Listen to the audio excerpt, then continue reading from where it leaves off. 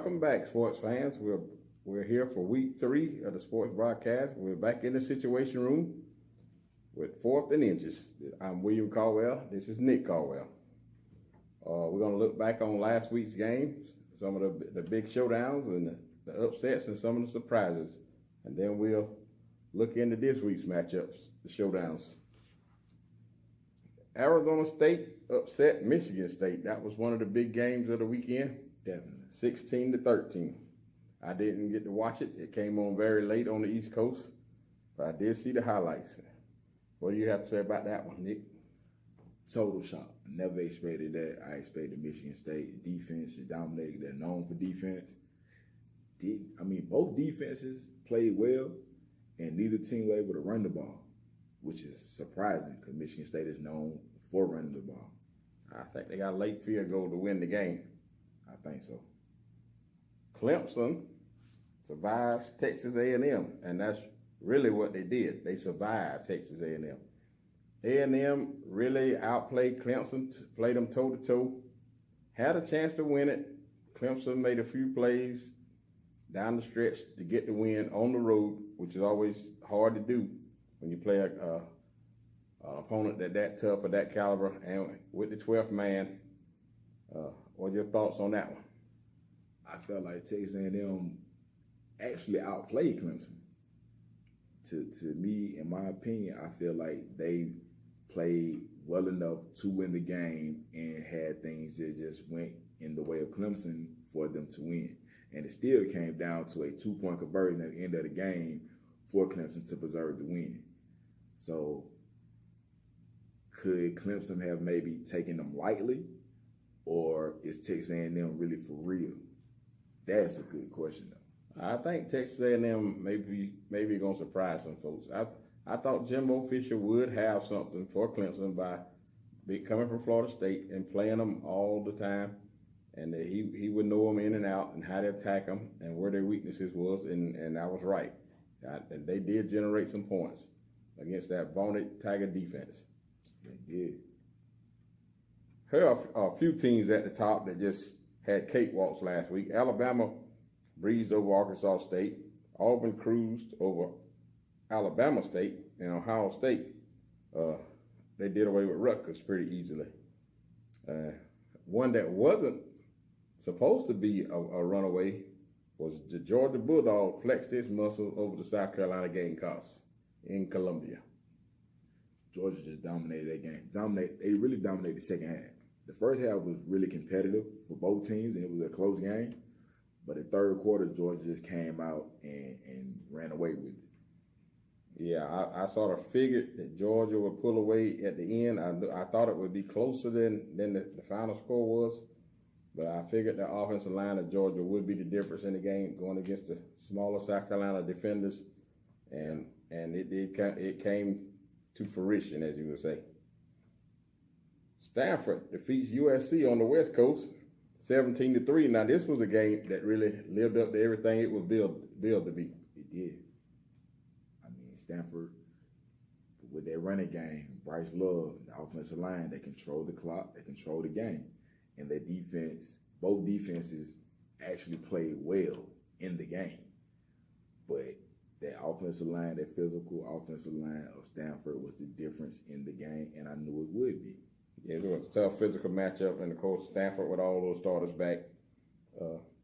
They pretty much took care of business. They know how to win close games. USC, they still got a good team, but they're gonna have to learn how to win those close games. Biggest upset for the major colleges was Kentucky ending a 31-game winning streak, a 31-game losing streak to the Florida Gators in Gainesville, which last year Kentucky really outplayed Florida and deserved to win, but this was in the swamp, so this is totally different. True. Different team and the same old thing. Kentucky just outplayed Florida. I'm not really surprised, though, because I felt going into the game, I felt like Kentucky was just as good as they were last year. And if I'm not mistaken, they had a JUCO quarterback transfer in that's more athletic. And anytime you have an athletic quarterback, there's going to be an X factor. because a play breaks down, he can make a play when there isn't one. And I believe Florida's going to struggle this entire season, at least until Dan Mullen can really get his system going and get a quarterback in that can really run it. They're really going to have a quarterback. Florida has quarterback problems. But the most surprising thing about this game was Kentucky just whipped Florida at the line of scrimmage. Yeah. Everybody in the SEC has skilled people, but the line of scrimmage or where games are won in the trenches, the big guys up front, and for Kentucky to dominate Florida like they did running the ball in the swamp, could be a long year for the Gators. Could be. South Florida, and I would say one of the more interesting games of the weekend, because I watched that. It was very entertaining. South Florida upends Georgia Tech. The Yellow Jackets blow another lead, which was their problem last year. They couldn't win. They get a lead and couldn't hold it in the fourth quarter. Georgia Tech has to find something on defense. If they could just slow another team down, they're going to score points on everybody because the option is different. Nobody else runs it for real, and it's going to give teams problems. If they can just have enough stops from their defense, they will win a lot more games. Like they should have won the game against South Florida. Yes, Paul Johnson, he's known for his offense, the flex bone. People can't defend it because they don't see it. It's so rare. But it's the other side of the ball, like you said, defense. I don't know how many coordinators. Georgia Tech has went through a few during Paul Johnson's tenure at Tech, and they're going to have to find something. Either recruit better players, and special teams always break down. They had 2 kick returns for touchdowns by the same person in the first half. For touchdowns. That's unacceptable. That's a problem. On Division I level. Georgia Southern gets revenge over UMass. The Minutemen defeated the Eagles up in UMass last year, and this year the Eagles turned the tables. I'm not surprised. It's Georgia Southern. I expect them to win those games. I was shocked last year when they lost. Yeah, but the new coach Chad Lunsford really has the Eagles back to. I wouldn't say they're all the way back because they haven't played in the conference yet. Right. But I think they'll be right in the middle of the conference. I don't think they're at the App State level as yet, but I think the guys in the middle. And if you come to Statesboro, you're going to have your hands full. This is true. Florida State had to come back in the second half to beat Samford, not Stanford, Samford Bulldogs. Some team in Alabama? The small school in Alabama, Samford Bulldogs, not the Stanford Cardinals in California. No disrespect to Samford, but that's embarrassing. Florida State should not be having to come back in the fourth quarter to beat Samford. That's embarrassing. I know they got a new coach, Willie Taggart. He knows the area. He's from the area. So I assume he's going to be able to recruit the area better, and he needs to get those offensive linemen because that's Florida State's biggest weakness right now. The offensive line, the starters were okay before the season started, but you get a couple injuries at left tackle and guard, and now it's a problem. It's a big problem, just like it was last year. Yeah, they definitely got some work to do on that side of the ball. Oklahoma rolled over UCLA. Notre Dame struggled with Ball State.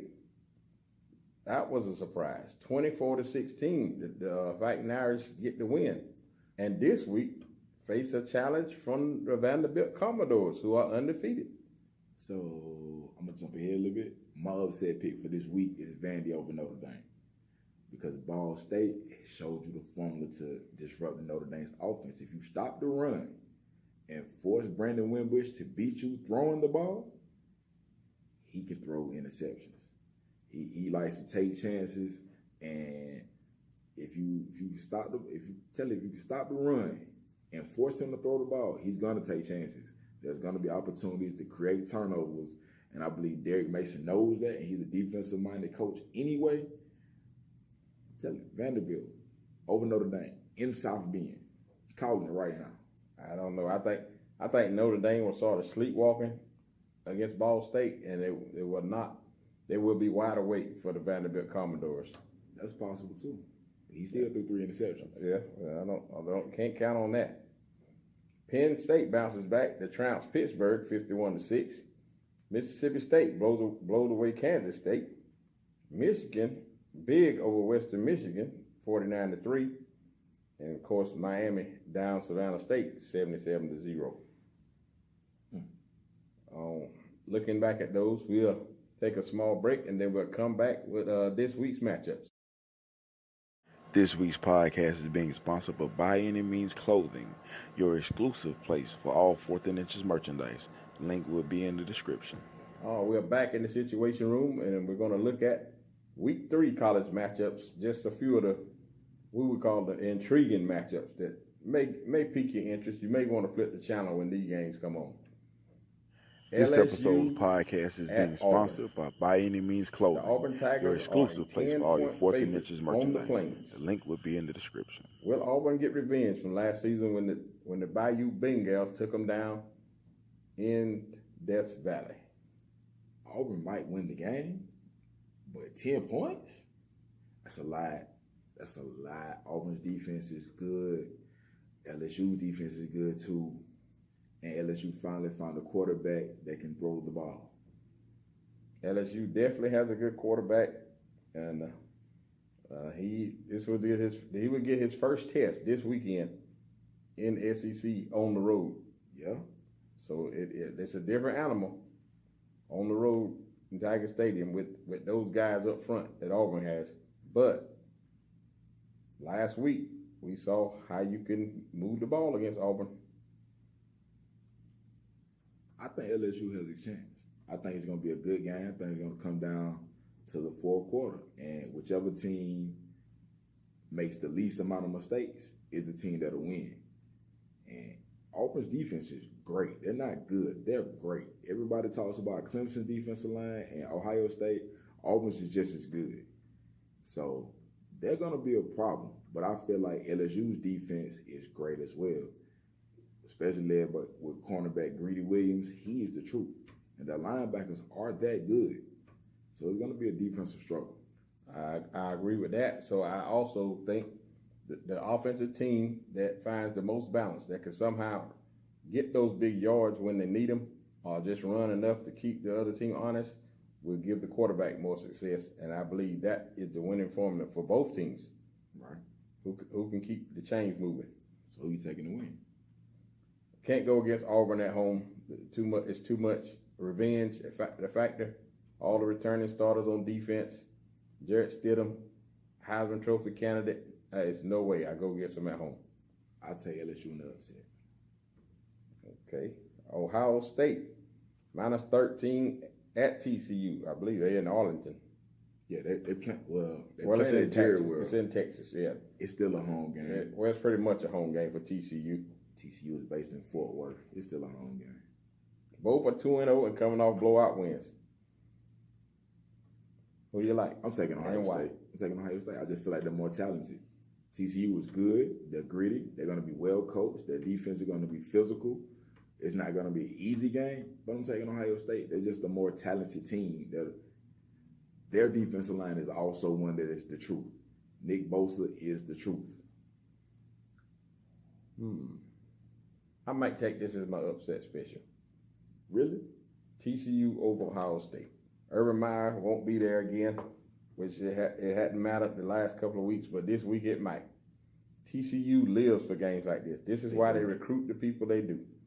They are going to be sky high for this game. And if they can get out, something good happen. Punt return, block a kick. Right. Ohio State will have their hands full. Yeah, upset special. TCU over Ohio State. Florida State, 3-point favorite over Syracuse. But we're really going to talk about Florida State. This Florida State 3-point favorite over Syracuse. Give me Syracuse. Until Florida State can prove to me they can beat a D1 school for real, I'm taking everybody against them. Is this game on the road? Where is this game? I believe it's in New York. It's in Syracuse, New York. In the Carrier Dome. Oh, that could be a trap game for Florida State. I'm taking Syracuse. Another intriguing matchup. Vanderbilt at Notre Dame.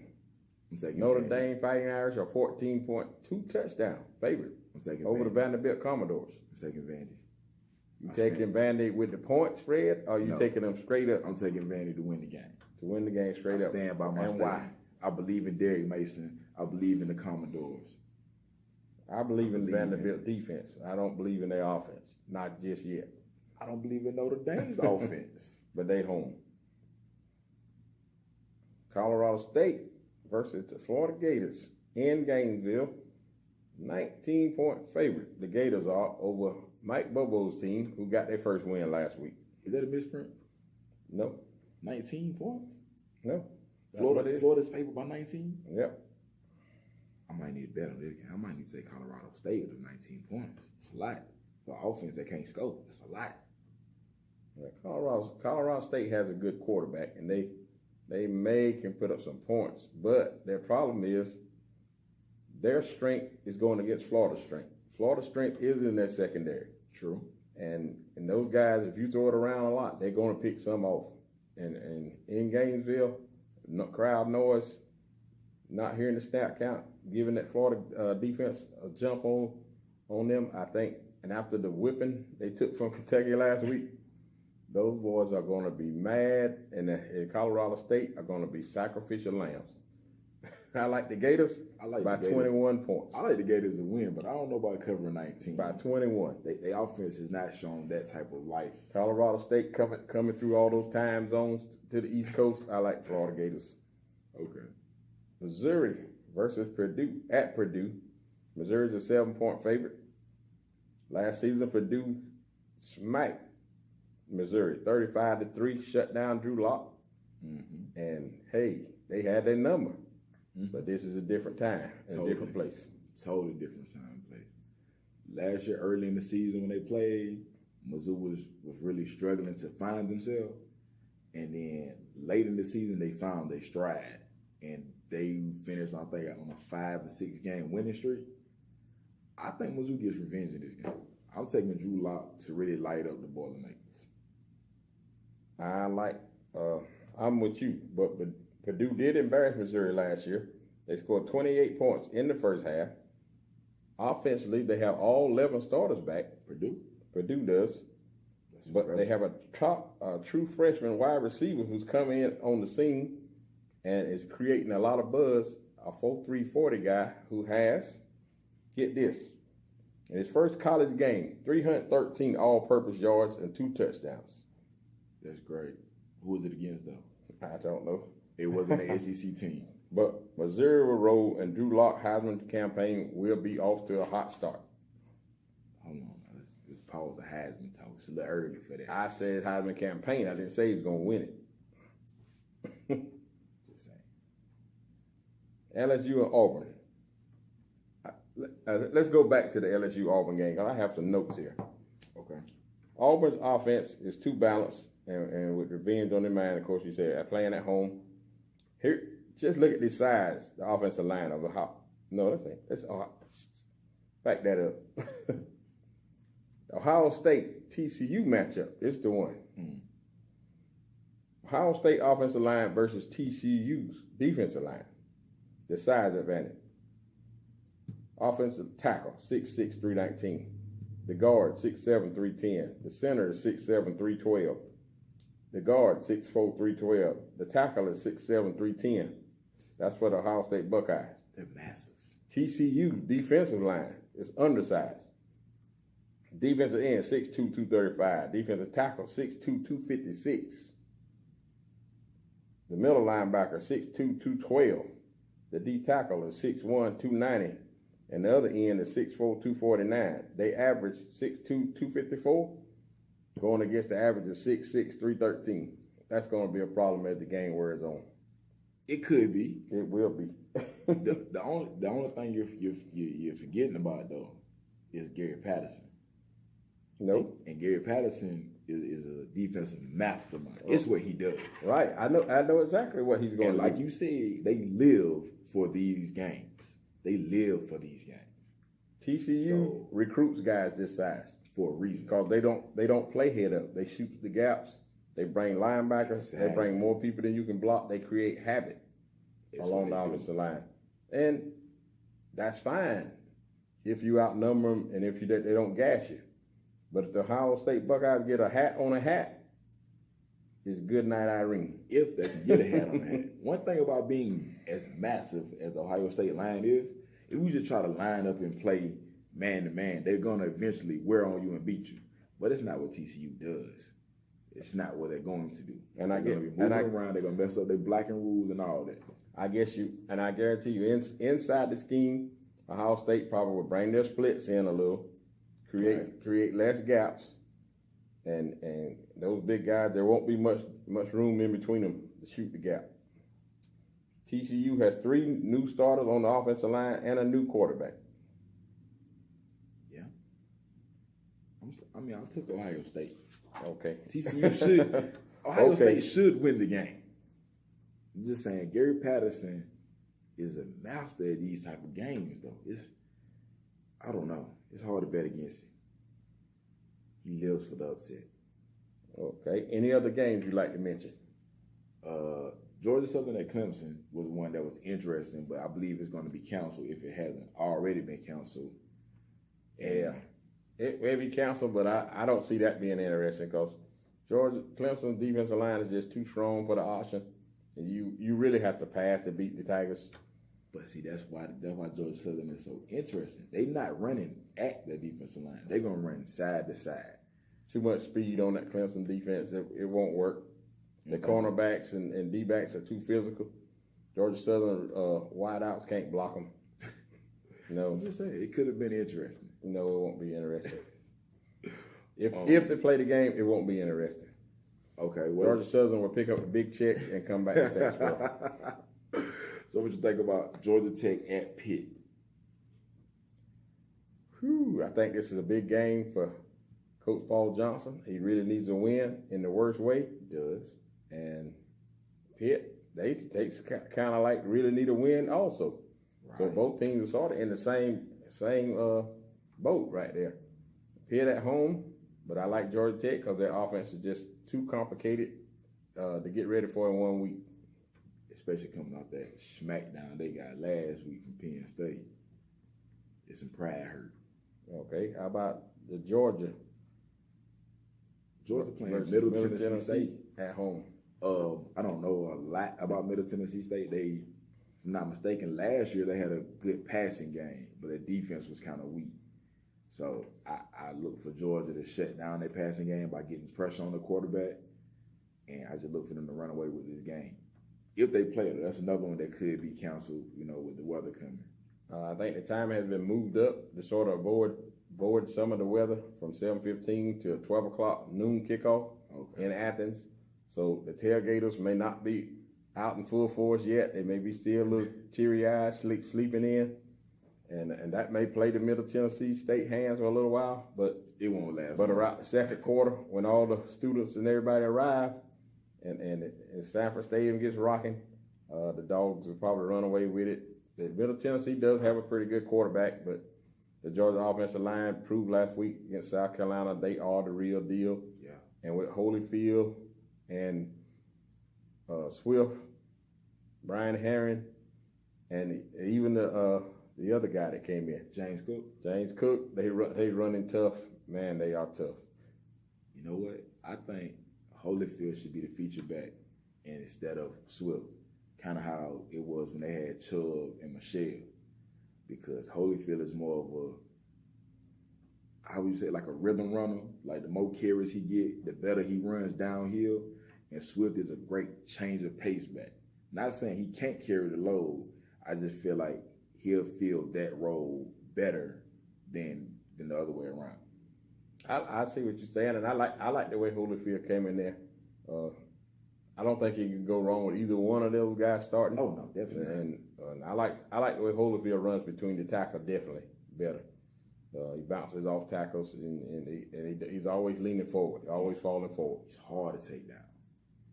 And anything else? If not all, what you think about Arizona State coming out the big upset of Michigan State? Now they got to go on the road at San Diego State. That could be a trap game. Nah, I don't think so. I think Coach has seen too much. He knows how to prepare a team well. He won't let the players get the big head this early. They only got one win, and it was a narrow win. I think they'll be level-headed, and they'll go in there and take care of business.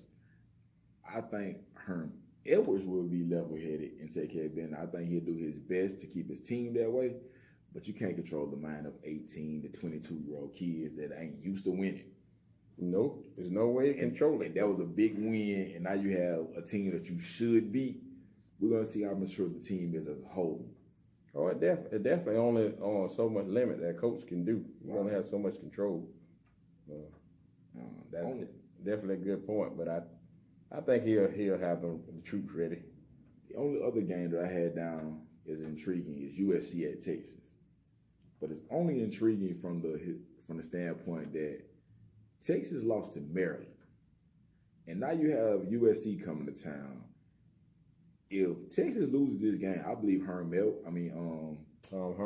Herman, I believe he'll be on thin ice the rest of this season. And if he survives this season, he'll definitely come into next season on the high seat. Oh, yeah. Texas, they have big-time donors. They expect big-time wins from a big-time program. He needs losing to Maryland. No, you don't lose to Maryland. He needs a win. He needs it very bad. I would say the hot seat, not yet. But like you say, when you pay a coach that much money, it's a lot of pressure to come over with the wins. And when you get rid of a coach that was winning, you better replace him with somebody that's winning. Right. And that's a wrap for this week. And we'll catch y'all again next week. And go Dogs. I don't talk to him. No, I don't talk to him. No, I don't talk to him. No, I don't talk to them boys that settle.